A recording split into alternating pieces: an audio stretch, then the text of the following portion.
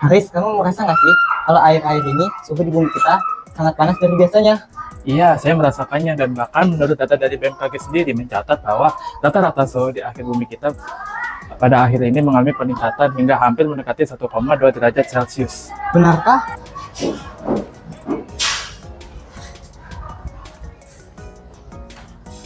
Ayo Haris, kita pulang. Ayo.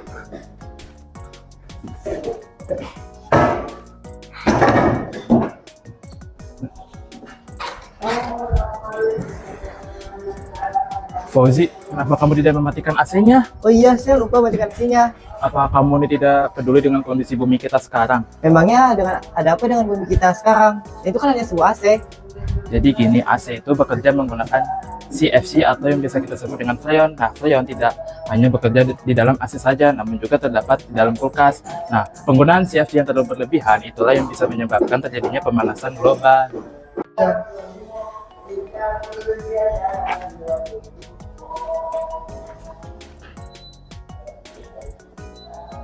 Haris, memangnya ada apa sih? Itu kan hanya sebuah AC. Jadi gini, freon atau CFC ini dapat melubangi lapisan ozon pada bumi kita karena freon atau CFC ini dapat menyebabkan terjadinya molekul ozon dan menyebabkan terjadinya penipisan ozon. Kamu tahu kan fungsi lapisan ozon pada bumi kita? Ya, aku tahu. Lapisan ozon atau ozonosfer adalah bagian dari atmosfer yang berada pada ketinggian 15 hingga 35 km di atas permukaan bumi. Lapisan ozon ini berfungsi untuk melindungi bumi dari sinar ultraviolet yang diberikan oleh matahari.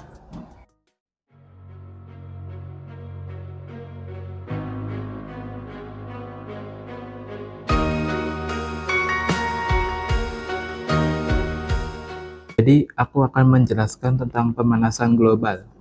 Pemanasan global atau global warming sendiri adalah fenomena perubahan iklim drastis akibat kenaikan suhu rata-rata pada atmosfer, laut, dan daratan.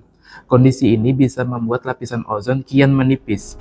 Menipisnya lapisan ozon yang menyelimuti bumi berpengaruh pada perubahan cuaca, udara, dan sumber air yang penting bagi keberlangsungan kehidupan. Para ilmuwan menyimpulkan penyebab utama pemanasan global ialah efek rumah kaca. Kondisi ini sejatinya terjadi secara alami, tetapi aktivitas manusia meningkatkan konsentrasi berbagai gas penyebab pemanasan global, terutama karbon dioksida.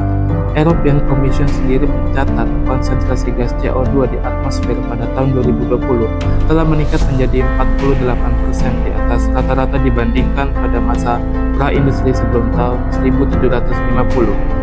Pada dasarnya, efek rumah kaca berfungsi memperangkap sebagian panas sehingga bumi menjadi hangat dan layak huni bagi makhluk hidup di dalamnya. Tanpa proses alamiah ini, bumi tidak akan bisa dihuni karena saking dingin suhunya. Akan tetapi, aktivitas pembakaran bahan bakar fosil seperti batu bara, minyak bumi, dan gas alam justru meningkatkan konsentrasi gas panas yang dilepaskan ke atmosfer. Makin banyak polusi udara yang dihasilkan, kian banyak pula panas yang diperangkap oleh atmosfer untuk dipantulkan kembali ke bumi.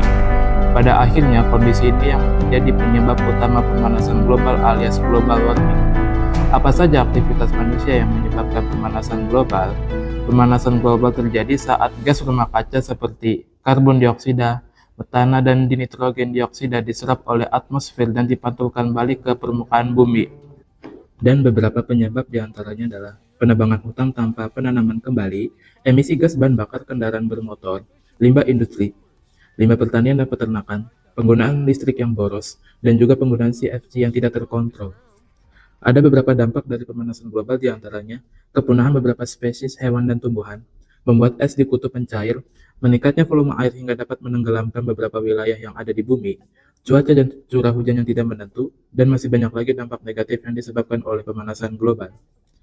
Ada beberapa upaya yang bisa kita lakukan agar bumi kita tidak menjadi semakin parah. Yang pertama, tidak melakukan penebangan liar. Yang kedua, melakukan penanaman kembali atau reboisasi. Yang ketiga, menggunakan energi listrik secukupnya. Yang keempat, mengganti bahan bakar batu bara dengan bahan bakar ramah lingkungan lainnya. Dan yang terakhir, pengendalian limbah.